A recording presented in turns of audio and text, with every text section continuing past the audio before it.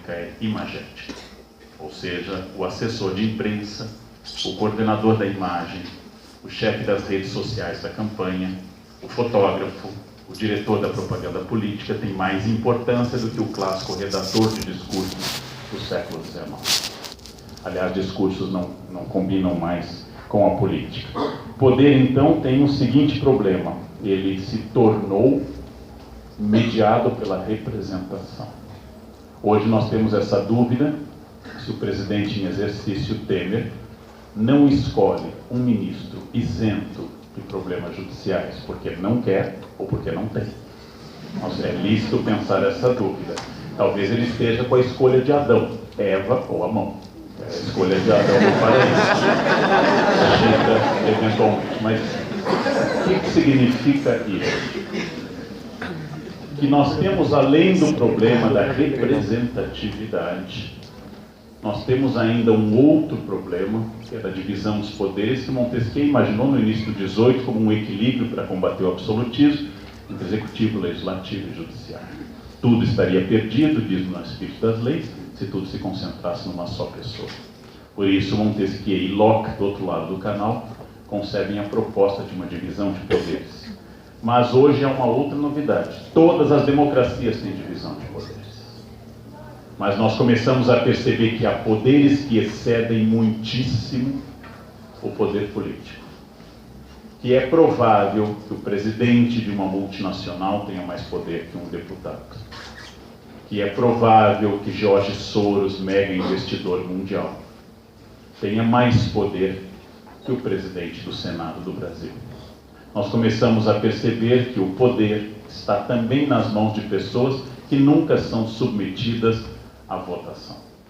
Em 64, quando o Brasil vivia seu momento de bipolaridade, que tinha vivido em 35, em 64 e viveu de novo agora, e vive agora, um grupo de estudantes da UNE fez uma pichação provocativa, chega de intermediários, Lincoln Gordon para presidente. Lincoln Gordon, embaixador do Brasil, dos Estados Unidos, no Rio de Janeiro, em 64. Ainda estava no Rio de Janeiro, não na embaixada em Brasília.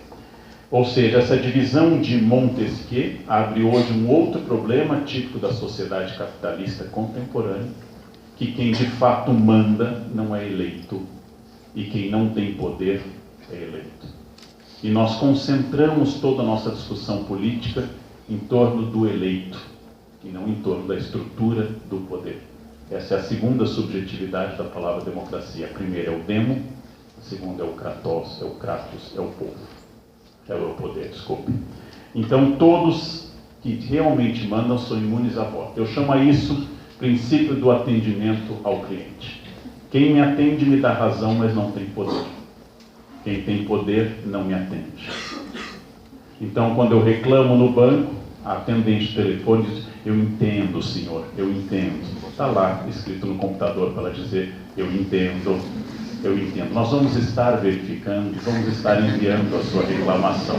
O dono do banco nunca terá acesso a essa reclamação. E ela tem o poder de decidir apenas o horário para ir ao banheiro. Nada mais. Nada mais. Ou seja, quem me atende não manda, e quem manda não me atende. Para mim, isso é uma metáfora da democracia. Todos aqueles que têm acesso a mim não têm poder. E todos a quem eu não tenho acesso têm bastante poder.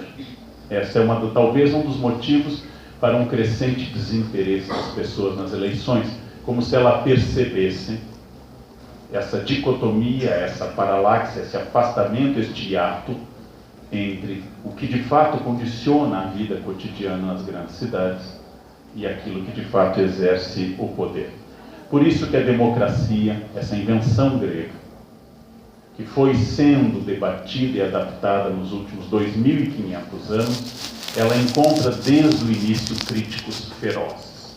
Desde a sua formação, ela encontra críticos ferozes. A começar pela própria poesia épica anterior à democracia, onde povo não existe. Aliás, nos grandes poemas da história, Lusíadas, a Eneida, a Ilíada e a Odisseia, povo é uma personagem secundária, importam os guerreiros. Nos Lusíadas aparece a figura do povo no Velho do Restelo. Ele entra fala alguns versos, desaparece e morre, e Vasco da Gama segue o seu trajeto. Os primeiros grandes críticos à democracia são os comediantes, porque a comédia normalmente ela é reacionária.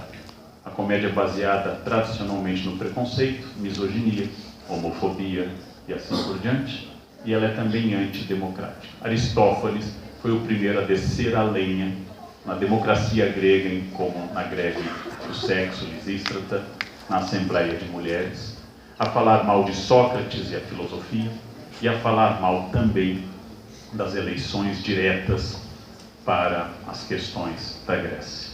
Os teóricos da comédia sempre foram inimigos da democracia. Os filósofos, curiosamente, na sua maioria, também eram desconfiados da democracia. Platão não é seduzido pela democracia, Aristóteles a analisa, mas sem tomar partido, absolutamente. Platão ainda prefere um governo de filósofos, que certamente, de todas as formas de governo, é a que tem mais tendência ao fracasso. Um governo de sapateiros, um governo de engraxates, teria muito mais chance de sucesso, por sua ligação com o real, do que um governo de intelectuais.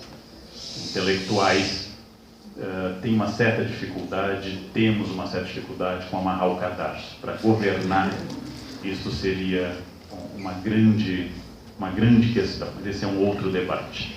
Ao longo dos séculos seguintes, conservadores, como o famoso Burke, ao lançar em 1790 suas reflexões sobre a Revolução Francesa, sendo que a Revolução havia começado um ano antes, ele não viu Luís XVI perder a cabeça, ele não escreveu sobre o signo do terror de Robespierre, ele escreveu apenas sobre os primeiros influxos da Revolução e já começou a desconfiar e a lançar as bases de um pensamento de que a Revolução traria mais males do que bem, que a manifestação popular seria ruim, que o governo aristocrático seria mais benéfico a médio e longo prazo do que um governo revolucionário.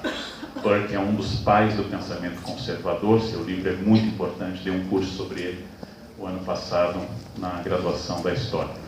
Tocqueville, um francês azedo, Leonardo, saiu da França, foi visitar os Estados Unidos a mando de seu rei, Luís Felipe, em 1831-32, e ao voltar lançou um livro extraordinário, chamado Democracia na América. Alexis de Tocqueville, os americanos Alex de Tocqueville, produziu uma crítica à democracia muito bem estruturada, baseada, grosso modo, na seguinte ideia: como é que pode dar certo um sistema de 50 petralhas e 50 coxinhas? E perguntasse quem de fato entende o que é melhor para o Brasil, creio que ouviria dos 100 a mesma resposta. Todos nós somos capazes de interpretar esta alma, esse gás, daquilo que no século XIX é o folk, o povo, daquilo que para os românticos, a partir dos romances históricos, como, por exemplo, Ivan Noé, do Walter Scott, ou 1793, do Victor Hugo, ou Notre Dame de Paris, do Victor Hugo, ou Hard Times, do Dickens, todas as obras românticas tocam no mesmo ponto. Este é o verdadeiro povo. Historiadores como Gilles Michelet, os grandes historiadores do XIX, estão redescobrindo. Essas são as raízes do nosso povo. Aqui no Brasil, Gonçalves Dias, José de Alencar, essas são as raízes do nosso verdadeiro povo. E tudo isso faz surgir esta figura que combina demofilia, amor ao povo, com demofobia, horror ao povo. Que está presente em todo líder, especialmente no líder carismático, autoritário, paternal e às vezes populista.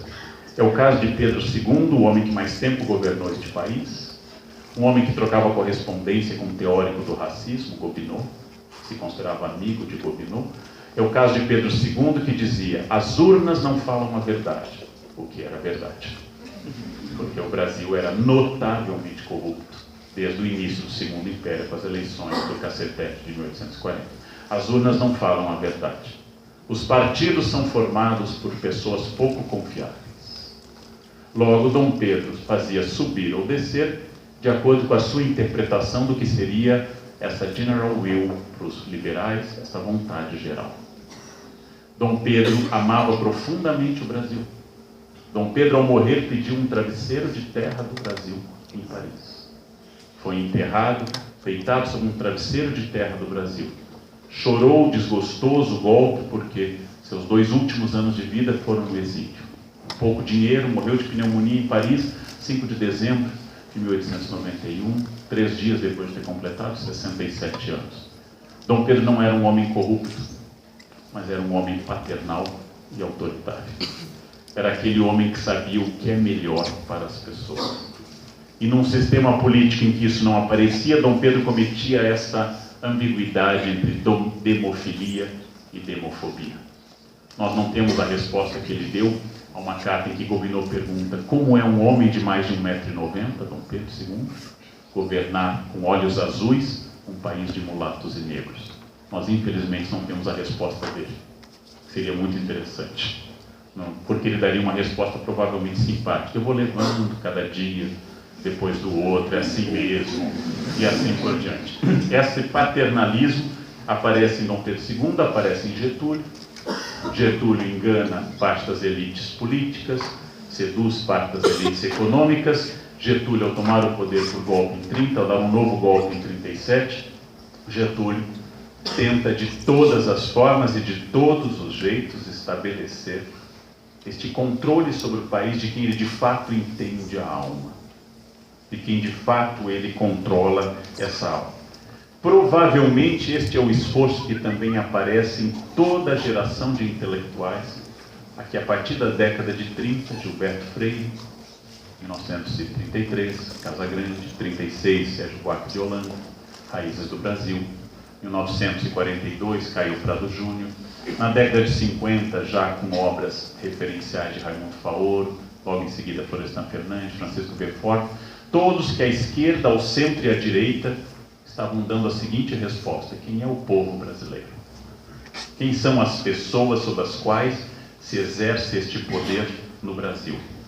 Para todas essas pessoas em geral, um pouco injusto para alguns desses intelectuais mais engajados, havia essa ideia de que eleições, massas, manifestações eram elementos retóricos, porque a voz legítima do Brasil não se encontrava neste espaço. A confiança nas eleições, o desprezo pelos resultados eleitorais é uma marca histórica do Brasil, porque ele inclui o desprezo pela voz do povo, mesmo essa voz problemática das eleições. Isto significa que, especialmente para as elites burocráticas ou francamente autoritárias, tecnocráticas, especialmente durante e depois da ditadura, manifestações, pressões, abaixo-assinados, greves e todas as formas de expressão mais orgânica e menos indireta da vontade popular eram utilizadas de acordo com a necessidade política do momento. O que significa? Que alguém pode tomar decisões em Brasília tomando a voz das ruas. E a pergunta um pouco Brecht. Quando dizem a Brecht, o grande autor de peças, a voz do povo é a voz de Deus, vox populi, vox Deo, ele pergunta, mas foi o povo que escolheu Barrabás ou o povo que aclamou Hitler? Se a voz do povo é a voz de Deus, o primeiro grande plebiscito registrado na Bíblia, o povo optou entre o Filho de Deus e um criminoso. E, aliás, a vocação para votar em criminosos, ela é uma sedução quase histórica. Brecht reclama disso. Mas para essas elites, a voz das ruas é a seguinte: eu preciso, ao votar, ser fiel à voz das ruas. Mas qual voz? A que estava no Anhangabaú ou na Avenida Paulista? A voz que estava nos diretórios acadêmicos ou na Fiesp? Qual é a voz? Quem é o povo? Qual destes é o povo? E aqui eu parto de um pressuposto absolutamente original, que vai escandalizar alguns. Eu vou levar em conta que elites industriais, burguesas, comerciais também são parte do povo brasileiro. Eu sei que essa é uma ideia pouco popular aqui, mas no fundo são humanos e pertencem ao povo brasileiro. Sei que seria melhor fazer outro quadro. De novo, o paternalismo, cujo exemplo maior que mais me impressiona é um dos livros que mudou minha vida, um dos tantos livros que mudou minha vida, que é O Crime e Castigo, mas principalmente a outra grande obra de Dostoiévski, Os Irmãos Karamazov. Porque no meio dos Irmãos Karamazov existe uma história contada pelo segundo irmão para o terceiro. pelo intelectual para o religioso, já que os 3 irmãos são o símbolo do masculino. O primeiro é puro sexo, o segundo é estudo, o terceiro é pura fé.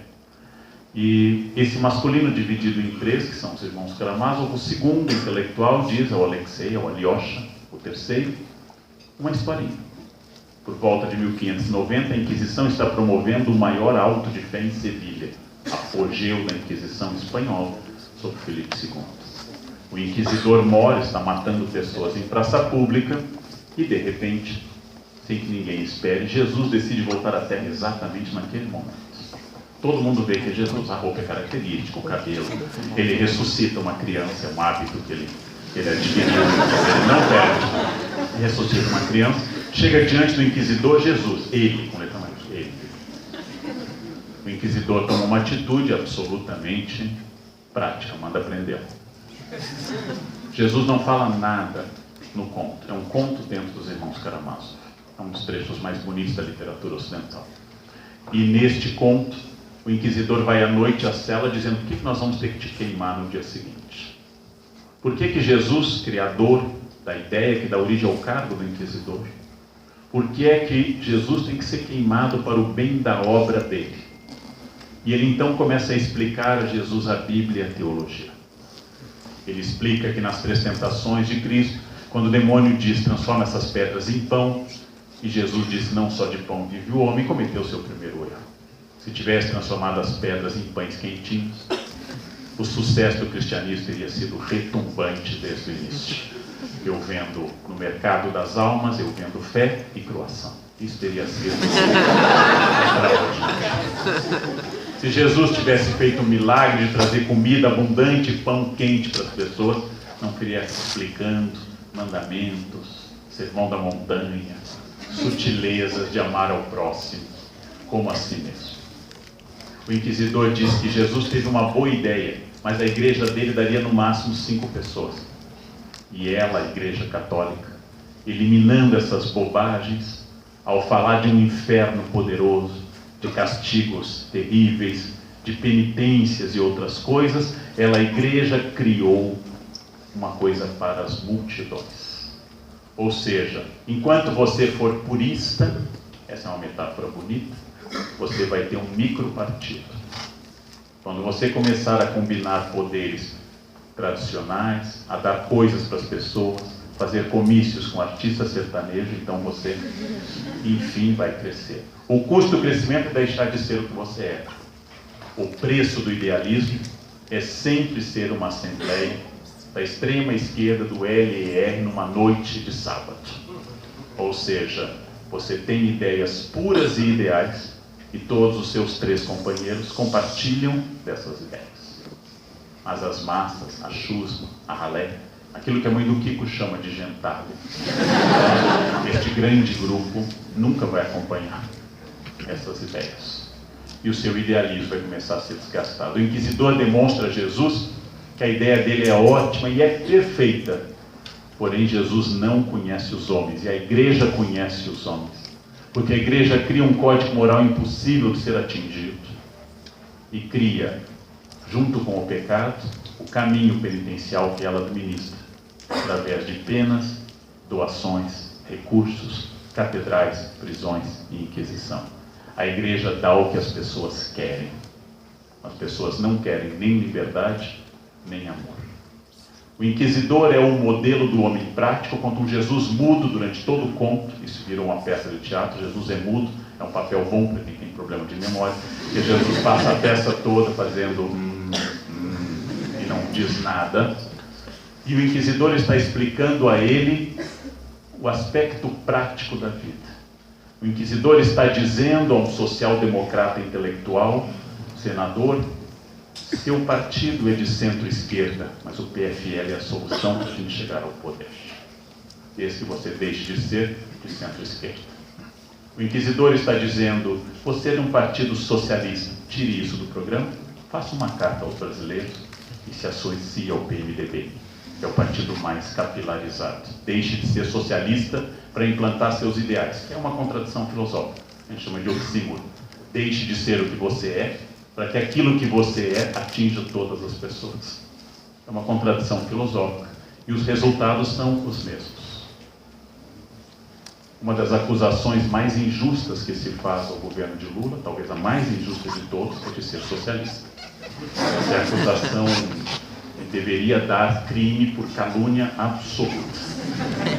Eu sou adepto daquela frase de alguém da Febraban, que elogiando Lula disse: ex-escravos são excelentes capatazes. Então, já que o lucro de bancos privados chegou ao máximo de toda a história, no governo do primeiro ex-operário sindicalista de um partido originalmente socialista. Isso é típico do Brasil. É um pouquinho difícil explicar que a nossa independência foi proclamada pelo herdeiro do príncipe do trono de Portugal, que a nossa república foi proclamada pelo líder da monarquia, Deodoro, que a república oligárquica caiu por causa de um oligarca, Getúlio Vargas, e que a redemocratização foi feita por Sarney, o líder da ditadura, desde a década de 60. É um pouquinho difícil explicar o Brasil para amadores, mas essa é uma tradição nossa. E Temer é especialista em direito constitucional. É interessante essa questão. Bem, eu recomendo muito Dostoiévski para todo mundo, porque ele nos dá pistas muito importantes para a gente conseguir entender todos os aspectos negativos e práticos do exercício democrático. Mas já que eu falei mal, eu queria falar uma coisa muito boa de todo o processo democrático. Churchill definiu ainda no seu primeiro governo como primeiro-ministro, entre 40 e 45, ele voltou em 51 e 55, que a democracia era o pior dos sistemas, com exceção de todos os outros.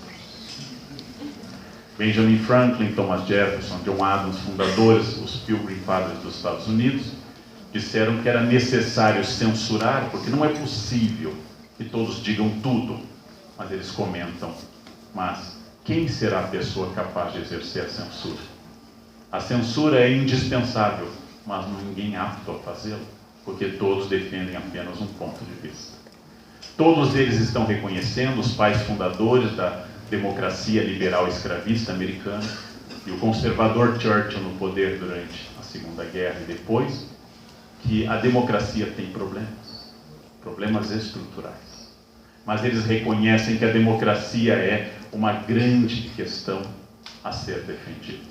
E aí eu vou acrescentar um neologismo, que é uma criação de Rousseau, esse homem de Genebra que fez carreira na França. Rousseau, que amava tanto a humanidade e tão pouco ao seu semelhante, que defendeu tanto o amor às crianças e abandonou seus 5 filhos. Rousseau, que mandava a gente ser afetivo e foi um cavalo com todas as mulheres e crianças que estiveram com ele, mas que disse que todo o sistema democrático e todo o sistema humano tem uma característica, ele cria uma palavra, um neologismo, que é a perfectibilidade. Eles podem melhorar. Perfectibilidade é a capacidade plástica que a democracia tem de reconhecer-se falha e capaz de melhoras. Perfectibilidade é o fato de que todas as democracias, sem exceção, são limitadas. Todas elas têm problemas estruturais. Todas elas levam ao jogo político pessoas difíceis, problemáticas, que poderia ser de um Donald Trump, até quaisquer outros exemplos. Que as democracias podem gerar, como na Itália ou na Alemanha, não se esqueçam que tanto o fascismo italiano quanto o alemão não sobem exatamente por um golpe de Estado. Hitler amparado numa votação e Mussolini num chamado do rei em função da marcha sobre Roma. As democracias podem gerar o ovo da serpente, na fala de Bergman. As democracias contêm problemas extraordinários. Sabemos que as democracias não garantem a ética. Mas aí, usando a perfectibilidade russoniana, as democracias são provavelmente o único sistema que permite punir a não ética de quando em vez. Já que nas ditaduras não há denúncias sobre ética, ou não há denunciantes que sobrevivam à denúncia.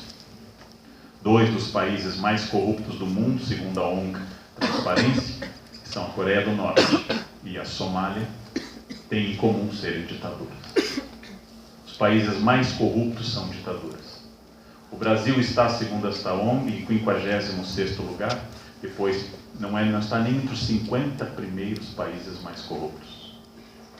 Ou seja, há muita gente pior, o que não nos anima, mas há muita gente pior. E com isso, a democracia, que aos trancos e barrancos foi restaurada em 85 e chega a seu estatuto jurídico em 88, e chega ao mais longo período da história com eleições civis regulares, enfrenta duas graves crises de legitimidade do poder, uma com Collor e outra este ano. Essa democracia, ela é possível de ser aperfeiçoada. Isso que dá o argumento a Churchill dizer o pior dos sistemas, com exceção de todos os outros. Ou seja, não há nenhum sistema que contemple mais a diversidade humana do que a democracia.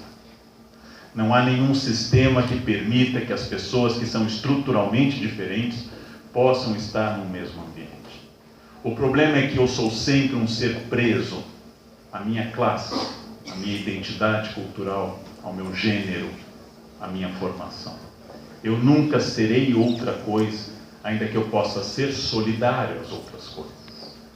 Mas eu sempre vou ter que entender essa diferença, que é uma diferença brutal entre as pessoas, essa ruptura epistemológica quase absoluta entre as pessoas. Ou traduzindo isso de uma forma mais poética, como já disse numa palestra, num café filosófico, eu sou democrata, porque eu, Leandro, preciso entender que há no mundo quem gosta de coentro. E eu nunca entendi como é que alguém gosta de coentro. Como é possível alguém pagar por aquilo? Colocar aquilo na comida e ainda gostar daquilo. Como é possível uma coisa dessa? Acontece que a democracia garante que as pessoas perturbadas que gostem de coentro coexistam pacificamente com os iluminados que sabem que não querem. A democracia é o espaço que reconhece que os gostos são distintos, que as identidades são distintas e que os projetos de nação são heterogêneos. E que a minha vontade não vai ser única, porque, como lembra Voltaire num texto, num sistema autoritário, apenas o tirano é livre.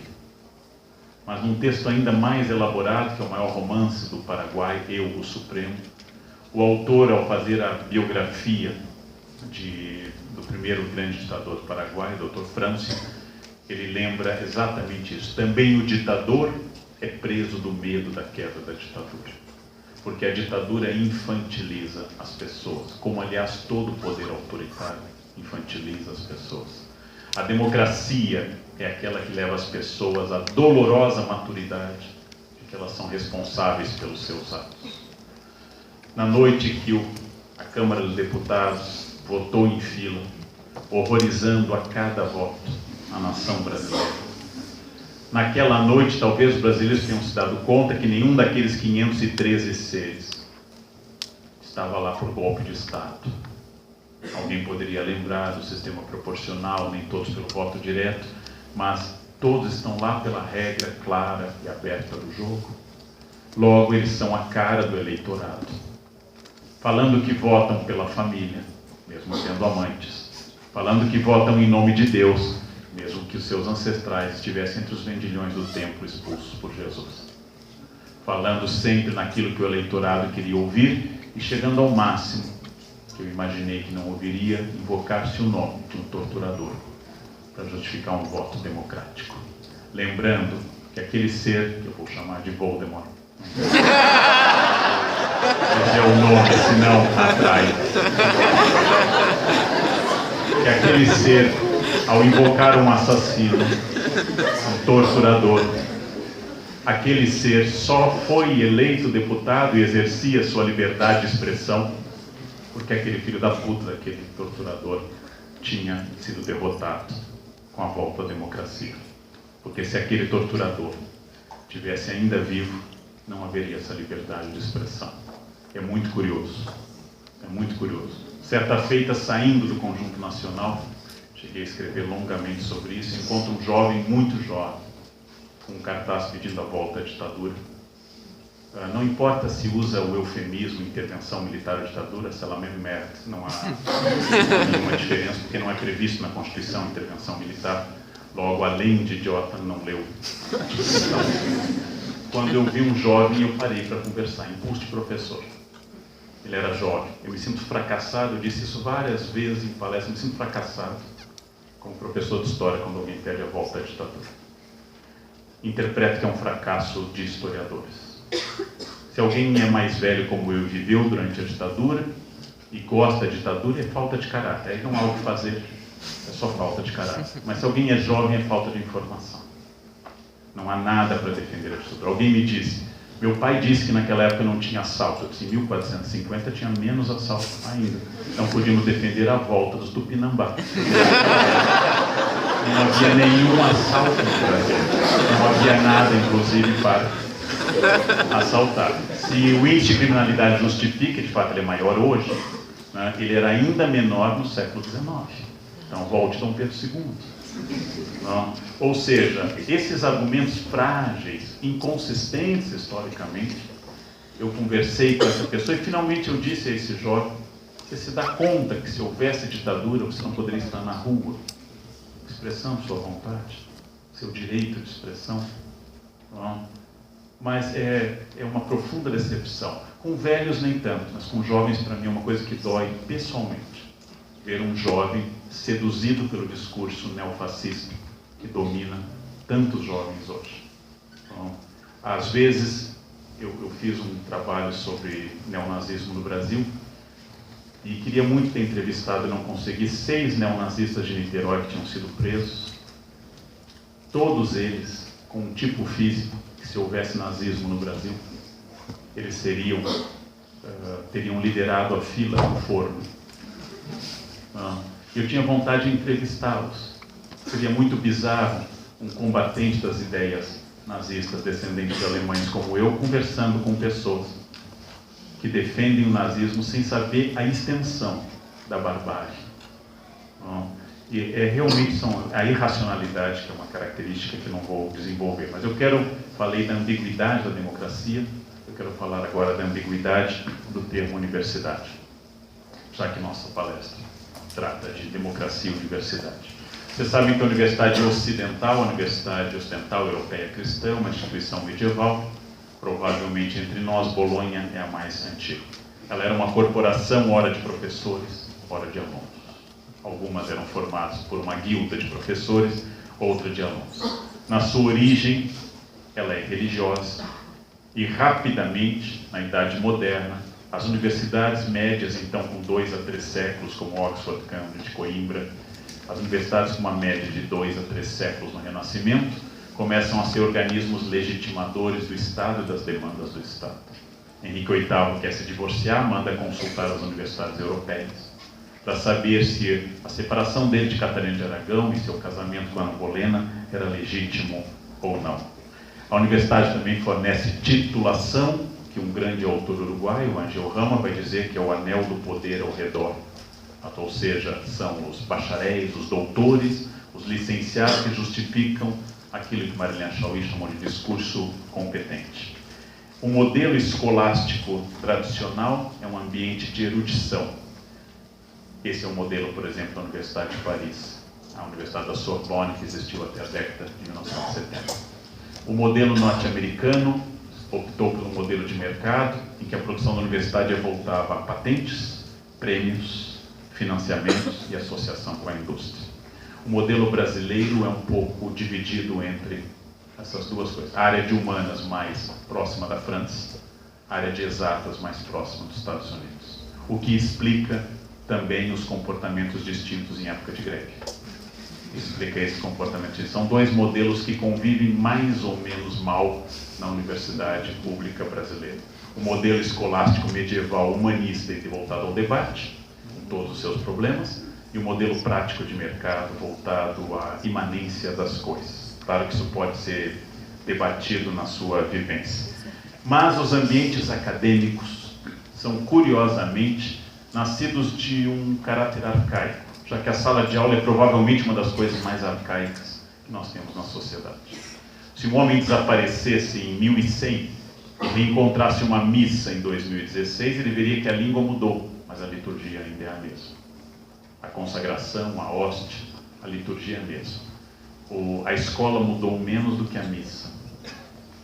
Se um homem desaparecesse em 1500 na Universidade de Paris, e ressuscitasse numa aula clássica com giz, numa aula clássica, ele se sentiria em casa. Alunos escutando, e Magister Dixit, o professor falando, e alunos na Idade Média não copiando, porque não era possível tecnicamente, e hoje em dia mais gente com o iPhone. Mas o iPhone é provavelmente a única grande mudança na universidade nos últimos séculos. Alunos gravando aula ou fotografando o quadro. Essa é a maior renovação acadêmica dos últimos anos. Existem vários modelos políticos do poder na universidade. O primeiro deles, eu poderia dizer que nas universidades privadas, onde há um dono, há um CNPJ que manda no conselho universitário, poderíamos dizer que é o modelo liberal do voto censitário, manda quem paga. Nessas universidades, reitor, pró-reitor, diretores e professores são contratados a partir de uma indicação de quem é o dono da universidade. Quando é uma universidade intermediária, que é o modelo das PUCs no Brasil, uma universidade modelo pontifício, o grão-chanceler é um arcebispo. Então, elas são o mais próximo que nós temos do modelo medieval de associação entre igreja e universidade, para o bem e para o mal, que a igreja sempre foi uma grande educadora e uma grande repressora do conhecimento, uma grande produtora de conhecimento. As duas coisas existem ao mesmo tempo. Quando se trata de uma universidade pública como a nossa estadual, a elaboração de uma lista tríplice, no qual os 3 estamentos da universidade, ou seja, alunos, funcionários e professores, têm pesos diferentes, o que é similar ao mundo do século XVI ao XVIII, do antigo regime, no qual o povo, que era 99% da população, tinha 1/3 dos votos, no qual a nobreza tinha o outro terço e o clero tinha o outro terço. Então nós temos universidades, ora do século XIX, ora do século XIII, ora do século XVII. Eu classifiquei as privadas como liberais capitalistas, eu classifiquei as PUCs como modelo de conhecimento eclesiástico e classifico as nossas como modelo de estados gerais, como aquele último que se reuniu em 1789 para decidir os destinos da França. É uma pergunta e um debate muito interessante em saber na universidade por que não se faz valer o direito. Em 1789, o Abad Sieyes e outros exigiram para a França, cada cabeça um voto. Qual seria o argumento para eu dizer que o meu voto é superior ao de um aluno? Eu estou há mais tempo aqui, então, por este critério, funcionários mais antigos deveriam ter um voto mais pesado. E professores que estão aqui desde o início deveriam ter um voto maior do que aqueles que entraram agora. Estabelecer como critério conhecimento é um pouco problemático. Estabelecer como critério tempo na universidade é problemático. Na verdade, na prática, é uma estrutura e um exercício de poder para garantir que a vontade da maioria seja filtrada por organismos, estamentos. Mesmo princípio que desde Roma até hoje fez criar um senado, onde os velhos, senex em latim, se sentam para evitar a esquerda da Câmara, ou seja, o pensamento crítico que é dominante na Câmara dos Deputados, tem ainda o Senado, que garante tudo isso.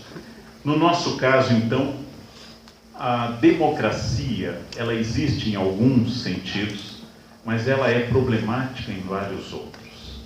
Ela é problemática especialmente nas escolhas de cargos. Ela é problemática nas políticas de concursos. Ela é problemática na eleição do reitor. Ela é problemática nas congregações, na sua representação, e ela é problemática no conselho universitário. Porém, ela é perfectível, já que indicar o nome mais votado tornou-se um costume, ainda que não consagrado na lei até hoje. Qualquer governador pode livremente escolher o terceiro nome. Em alguns casos, não em São Paulo, pode até pedir uma nova lista. Então, este modelo democrático, cada homem um voto, é um princípio do voto universal que a universidade ainda não criou. Nós não chegamos ao grande avanço de 1789, quando os Estados Gerais se tornaram na França a Assembleia Nacional. A universidade é muitas vezes produtora de conhecimento, mas é também simplesmente patologista desse conhecimento, dissecadora, esquematizadora e transmissora desse conhecimento. quando grandes nomes do pensamento, como Oswald de Andrade, fizeram concurso na USP, foram recusados por pessoas de muito menor expressão produtiva do que ele.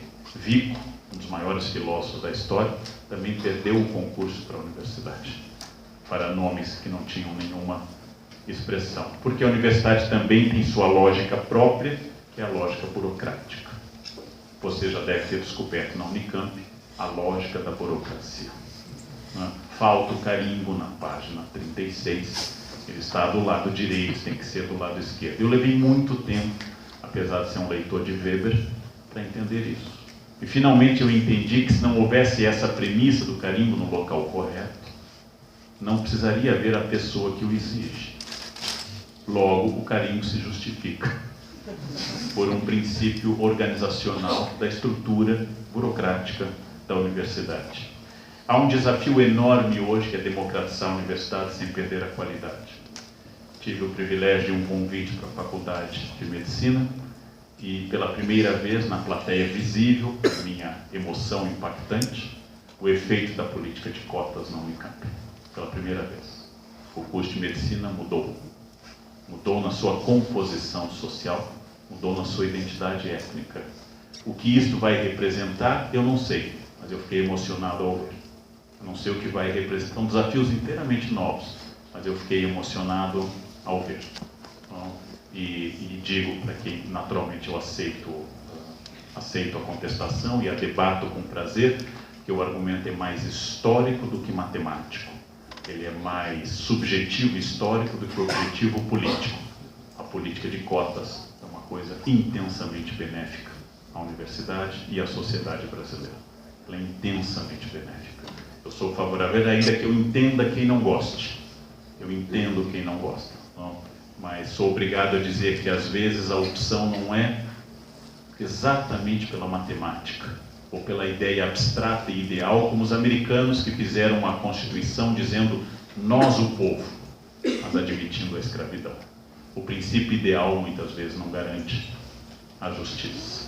Então, entendo quem discorde disso. O desafio de democratizar a universidade, ele está junto com um desafio brasileiro desse momento muito importante, em que nós, pouco habituados ao debate, vindos de uma tradição autoritária, escolar, social e familiar, nós temos uma confusão entre conflito e confronto. Conflito é desejável. Conflito é algo que mostra a diversidade humana. Se houver duas pessoas namorando, há conflito. Se houver 4 pessoas em família, há conflito. Se houver uma sala de aula, há conflito. Se houver trânsito, há conflito. O conflito nasce no momento que, na mitologia judaico-cristã, Eva aparece. O conflito aumenta na outra geração com Caim e Abel. 50% de homicídios na primeira família humana.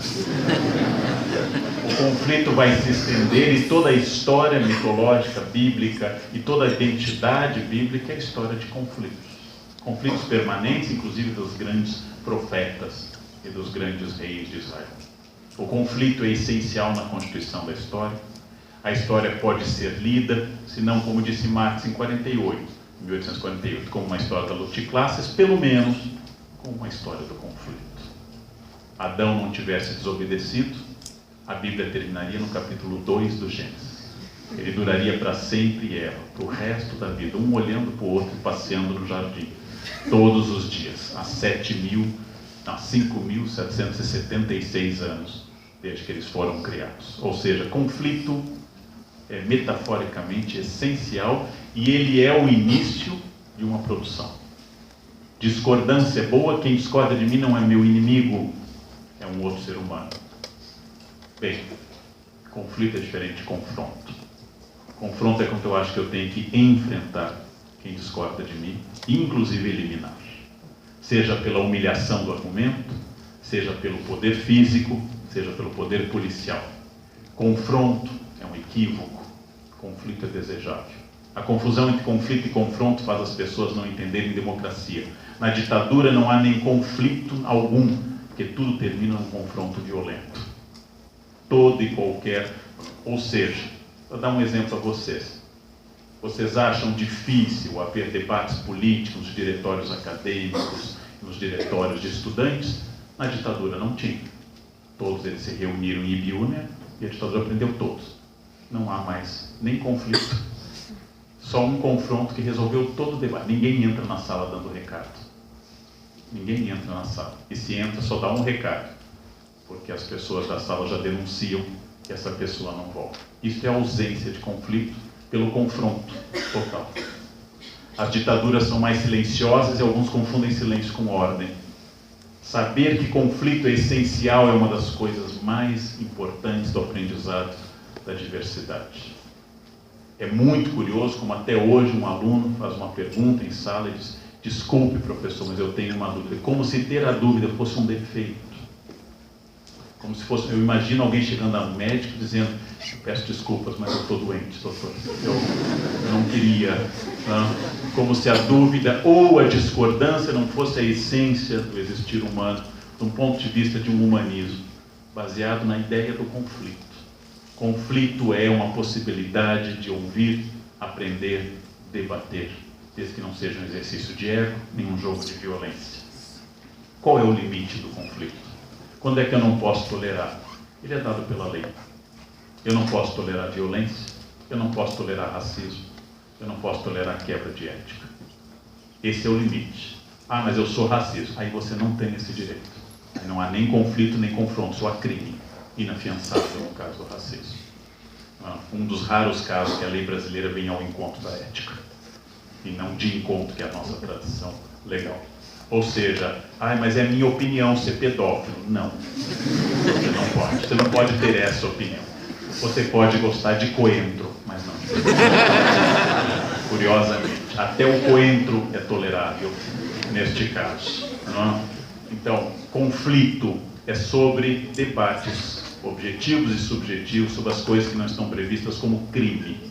Aquilo que estiver previsto como crime não é nem área de conflito, nem de confronto. Conflito é desejável, confronto é um defeito. E com isso, na sociedade brasileira que confunde hoje conflito e confronto, nós temos uma dificuldade enorme com a diversidade, porque sem as amarras do pensamento autoritário tradicional, que não desapareceu, mas perdeu a hegemonia do discurso, as diversidades aparecem. Por exemplo, a existência, no caso dos Estados Unidos, de Stonewall, no Brasil, nos últimos 15 anos, de uma parada gay, leva algumas pessoas desavisadas a acharem que hoje os gays são em maior número do que há 100 anos. Não. Hoje, os gays podem, eventualmente, manifestar a sua opinião. E mesmo assim, são alvo de violência. Violência indireta do preconceito e assassinato, inclusive. O fato de que hoje a televisão e as redes divulgam barbáries como estupro no Rio, ressuscita uma das coisas mais imbecis que a espécie humana conseguiu elaborar, que é criminalizar a vítima. Dizer que ela é que provoca o crime. Isto foi feito com judeus, isto é feito com mulheres até hoje. Eles são responsáveis pelo Holocausto, ela é responsável pelo estupro. Sobre esse tema não há debate. Quando alguém começar a dizer essas coisas, o meu conselho é o da minha avó camponesa: não toque tambor para maluco dançar. Afaste. Quando alguém começar a dizer, mas a menina levava uma vida duvidosa, afastem-se, vão lentamente para fora. Não debatam. É inútil. É inútil e perigoso, porque essas pessoas são instáveis. Essas pessoas são instáveis. Né? Você pode debater uma série de questões, não isso. O limite é a lei. O grande limite é a lei. E o limite é a ética aceita como parte da existência social. Então, essa democracia, neste momento, na universidade e na sociedade brasileira, ela deve conviver com uma coisa terrível no Brasil, que eu vou dizer de uma forma que vai parecer, talvez, num primeiro momento estranho. Falta ao Brasil uma sólida corrente político-partidária conservadora, e abunda uma reacionária. O que é o conservadorismo? Desde Burke, Tocqueville. O pensamento conservador é a desconfiança do Estado, a não crença no paraíso na Terra, a ideia da não possibilidade de produzir o paraíso imediatamente, e assim por diante. É isso que está na base de uma série de políticos conservadores. Reacionário é quem pretende fazer voltar a uma idade ideal, uma idade no passado em que tudo funcionava. Reacionário é quem nega o presente e o futuro em nome de um passado utópico e idílico. Reacionários existem em grande quantidade no Brasil, inclusive neofascistas. Falta no Brasil, por exemplo, simplesmente um partido conservador, como talvez falte também com um partido grande socialista, que possibilite um debate de ideias não associado à eliminação do outro, mas a uma alternativa política, que represente uma sociedade dividida. Ponto positivo, neste momento.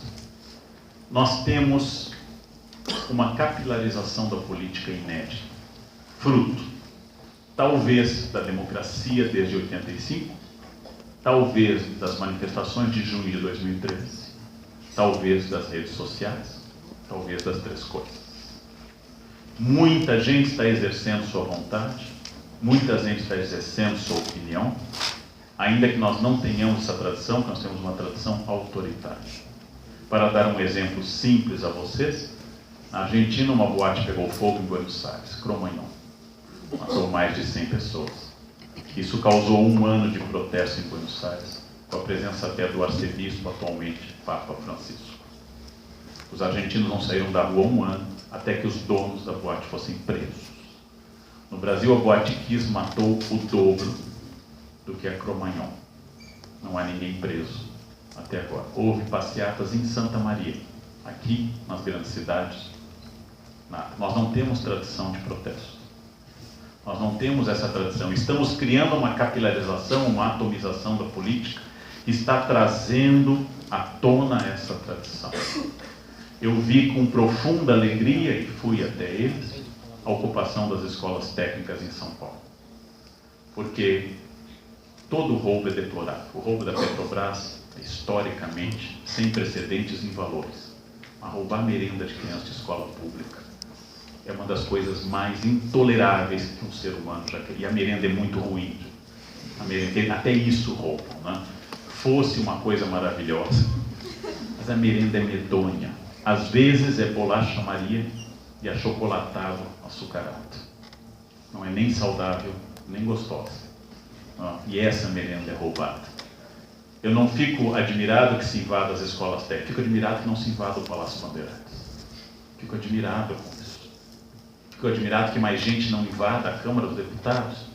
Na verdade, a pergunta que eu fiz num café filosófico sobre os custos da servidão voluntária não é porque tanta gente se manifesta, é porque tão pouca gente se manifesta diante do que nós vemos. Porque não há, no caso da falência, como no estado do Rio de Janeiro, que faliu, não há uma manifestação política à altura do que aconteceu. Não há ainda isso. Então, nunca vimos o poder político tão nu, tão desnudado. Vejam, por motivos absolutamente políticos, o governo Temer divulgou que o Palácio da Alvorada gasta 62 mil por mês em alimentação.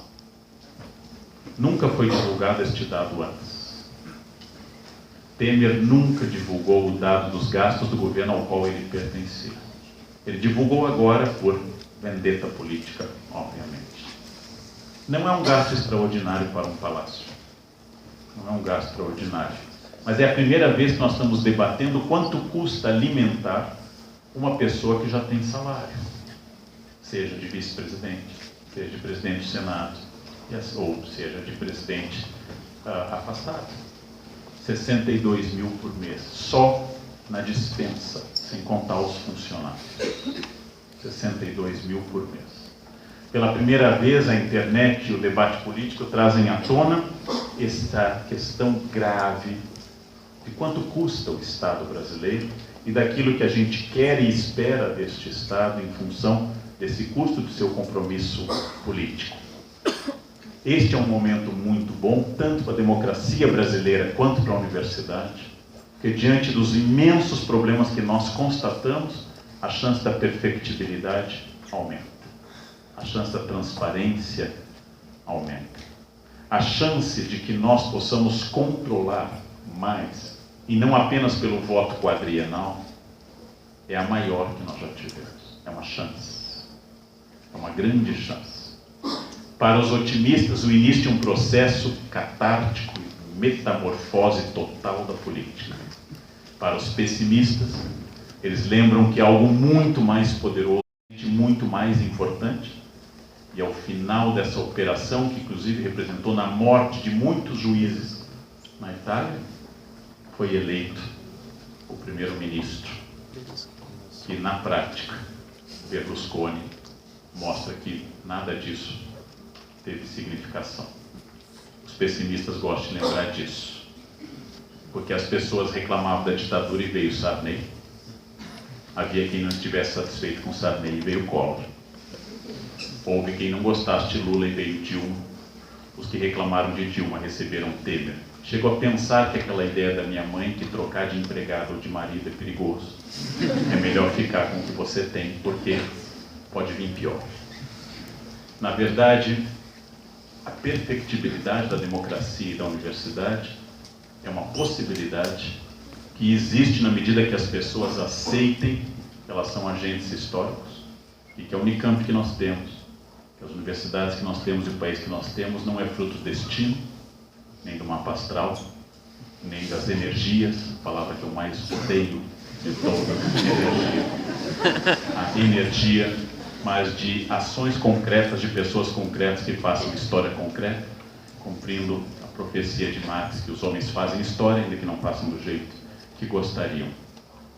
Há um desafio interessante, porque como nós vamos fazer conviver política democrática numa sociedade com interesses excludentes?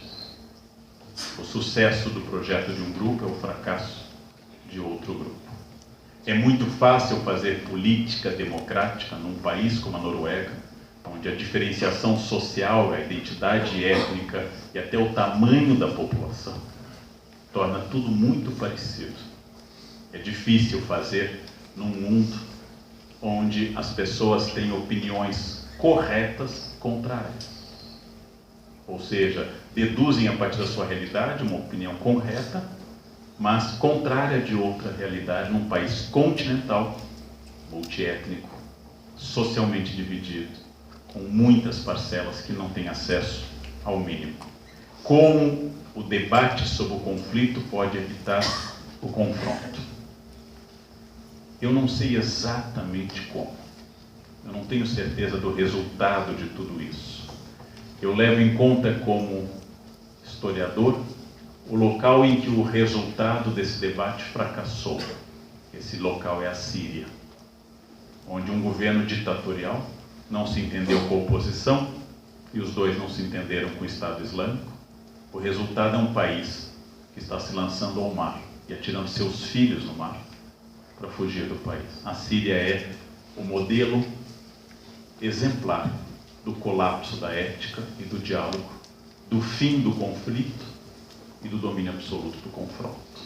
A Síria deveria ser recortada a cena dos emigrantes sírios, dos que fogem da barbárie, e colocada talvez em todo o refrigerador cada vez que eu fosse abrir, para lembrar qual é o risco de não ouvir ninguém, de impor apenas a minha vontade, de ter um projeto autoritário e de excluir o diálogo. Eu temo pessoalmente, independente da posição que se possa ter por um grupo ou por outro, quando alguém fala e outro bate panela. Eu temo, porque aí eu não tenho mais discordância. Eu tenho apenas o gesto quase de criança, que quando não quer ouvir, põe a mão no ouvido e faz inha, não ouve mais ninguém. Eu quero que uma pessoa ouça o que ela discorde e discorde, e emita seu argumento, e o outro ouça e emita seu argumento. Essa é a ideia de conflito, e não de confronto.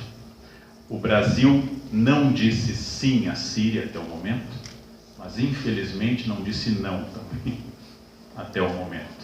O Brasil não negou este modelo, e o Brasil também não afirmou este modelo. Nós estamos num momento perigoso, que a sociedade disse talvez. Um momento um pouco pH 7, que eu não sei se eu avanço para a base ou para o ácido. Um momento de certa neutralidade, em que as pessoas não conseguem pensar fora desta lógica bipolar.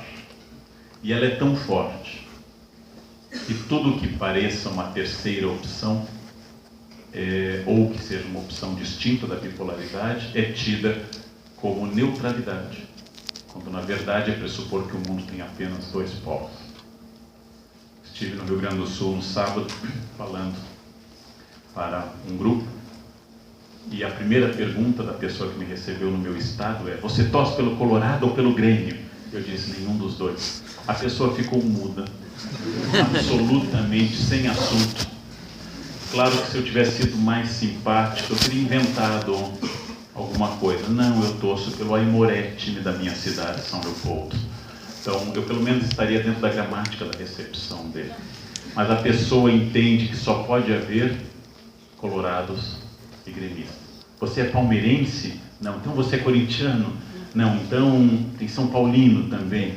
Não, não tem Santos. Aí não tem mais nada. Aí não tem mais nada, né? Bom, tem as opções B, né? Tem as opções, mas e se houver uma C? E se eu não gostar disso? E se eu não torcer para ninguém, apesar de não achar problema em quem torce? Então, conviver com essa diversidade, em qualquer campo que ela seja, dos interesses contraditórios, desde que, qual é o limite, diz Francis Wolff num livro, o que é o novo bárbaro, seja ele quem for, é quem não aceita a interlocução com o outro. Aquele que quer eliminar o outro é o novo bárbaro. O bárbaro clássico romano e grego é o que não fala latim ou grego. O bárbaro é o que não dominava a cultura. O bárbaro hoje pode ser poliglota, pode ter PhD no exterior. O bárbaro é a pessoa que diz: eu penso diferente de você, ótimo, mas você não pode existir. E ele é um bárbaro. E ele é o grande inimigo da civilização. A civilização é a convivência com a contradição. Isso é muito difícil, especialmente para uma geração de borda que está sendo exposta a uma nova realidade. Está sendo exposta à diferença. Para minha surpresa, a Guerra Fria apareceu de novo. As pessoas têm discursos macartistas. Elas começam a falar: você lê Marx, então você é marxista. Também leio Santo Agostinho. Não sou exatamente um marxista. Também leio Tomás de Aquino. Também leio Kant. Também leio Hegel. Também leio a Folha. Também leio o Estadão. Né? Eu quero a informação, eu não quero a filiação partidária das pessoas, apesar de ela ser evidente em todos os casos que eu citei. Eu quero a informação, eu quero fazer isso. Um colega meu me disse: nossa, eu vi você na televisão, se eu fosse você não aceitaria convite para ir à televisão. Eu tive que responder daquele jeito delicado, que é o meu. Mas professor, não seria melhor o senhor primeiro ser convidado para saber se iria ou não? Eu queria dizer que não iria. É por isso que eu tenho tantos amigos. Que frase, né? O fato é que o nosso debate esconde às vezes mais Freud do que Weber ou Marx. O fato é que as dores falam mais dos meus ressentimentos e das minhas dores. O fato, como escreveu Caligares, que de forma quase extraordinária, na agressão absurda de um estupro, o estuprador inveja o estuprado, que é ele que gostaria de estar ali, já que para Freud o masoquismo é a fantasia mais universal de todas as fantasias. Ele estupra aquilo que ele desejaria, não porque ele é um estuprador, mas porque ele adoraria ser estuprado. Mas como isso é demais para o mundo dele, ele se torna violento. Isso, ou seja, mais conhecimento de si, mais psicanálise, mais estudo, mais humildade diante do seu papel no mundo, mais capacidade de olhar o contraditório, mais diversidade, mais convivência de coisas distintas. Isto para qualquer opção política, isto para qualquer identidade de gênero, isto para qualquer opção de qualquer gênero. Hoje, o segredo do desafio da democratização da universidade e da sociedade é a capacidade de enfrentar a diversidade, desde os limites que eu deixei bem claro desde o início. Não é vale tudo, desde que eu saiba exatamente que nada é absoluto e, por causa disso, aquilo que me incomoda no argumento do outro pode ser exatamente aquilo que eu não consigo ouvir e o meu ponto cego. Todos temos pontos cegos. Alguns só têm pontos cegos. Não tem nenhum ponto que veja, mas todos temos pontos cegos. a convivência na humanidade é absolutamente necessária para eu enfrentar essa diversidade. Usando a frase de um conservador num texto, o autor é um conservador defendendo as ideias conservadoras, o resultado disso, curiosamente, a ideia vem de um conservador, é que não que eu possa garantir o paraíso que é inacessível aos seres humanos. Pelo menos eu vou garantir que não se instale o inferno. Eu vou estabelecer o possível da convivência difícil da humanidade, absolutamente difícil, absolutamente contraditória. E naqueles momentos raros, esporádicos, em que há paz, em que eu consigo olhar para essa diversidade, eu dou um passo importante para essa democracia. Eu não concordo com isso? Observe a Síria. Vá para a Síria. Veja a Síria. Todos esses jovens que querem ir para o Estado Islâmico deveria ser dito a eles uma questão muito mais importante que o fundamentalismo islâmico, ou qualquer fundamentalismo, seja em Wall Street ou em Damasco. Deveria ser dito: para onde você vai não tem Wi-Fi. Isso deteria a maior parte desse impulso de jovens. Não tem Wi-Fi. As pessoas são obrigadas a conversar o dia todo lá. São obrigadas a conversar lá. Então, este é o grande desafio para a nossa geração líquida, como diria o Bauman, cosmopolita, exposta às contradições, convivendo com discursos conservadores, reacionários, de esquerda, de extrema esquerda e de indiferença também. Convivendo com diversidade de gênero, de identidade étnica, de manifestações culturais, contestando, ouvindo essa diversidade e superando lentamente o medo, que é o pai de todo fascismo. Todo fascista tem medo. Todo fascista tem medo de perder o que quer que ele seja. Todo fascista desloca para o judeu, para o negro, para o homossexual, para o pobre, para o esquerdista, seja o que na fantasia dele ocorra, a extensão do seu medo. Todo fascista é alguém que, em nome do medo, inclusive, mata. Porque o medo é uma das coisas mais fortes que a humanidade já criou. Para que o medo diminua, esse tipo de debate, mais debates desses, mais leitura, mais abertura para o mundo, mais aprendizado, mais tolerância, tolerância ativa e não passiva, ou seja, não é que eu tolero que você exista, mas acho fundamental que você exista na sua diversidade, é a chave, de novo, se não garante o paraíso, pelo menos impede o inferno. Eu acredito muito nisso, por um motivo muito simples. Nasci, cresci e fiz faculdade durante a ditadura, dou aula durante a democracia. Nenhuma ditadura é válida, e a pior das democracias é melhor, é mais eficaz de todas as ditaduras. Numa semana que morreu um homem terrível da ditadura, Jabas Passarinho, e as pessoas dizem: morreu um grande brasileiro. De novo, eu sinto que senti com o jovem em frente ao conjunto nacional.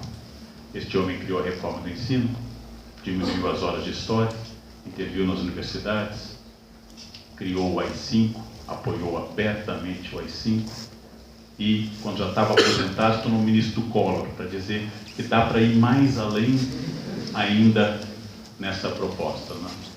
Que ele seja um grande brasileiro, é sinal que nós temos que discutir muito ainda sobre os destinos do mundo, da universidade e do Brasil. Quando eu vejo esse auditório lotado, num dia de chuva, eu acho que ainda vale a pena. Quando eu entro na Marginal e dirijo, eu acho que não vale. Tem que acabar com tudo. Tem aquele impulso do imperador Nero que dizia que o mundo tivesse um só pescoço para ele cortar de uma só vez. Depois eu volto a casa e eu acho que vale a pena de novo. Amanhã eu tenho palestra em escola pública, eu acho que vale a pena. À noite eu vou ao Jornal da Cultura, amanhã eu acho que vale a pena. Volto ao Unicamp, eu acho que vale a pena. No dia seguinte eu acho que não tem jeito, tem que vir o dilúvio mesmo e acabar com tudo. É neste vai e vem ciclotímico que a gente vive a nossa experiência humana neste planeta. Muito obrigado pela atenção de vocês.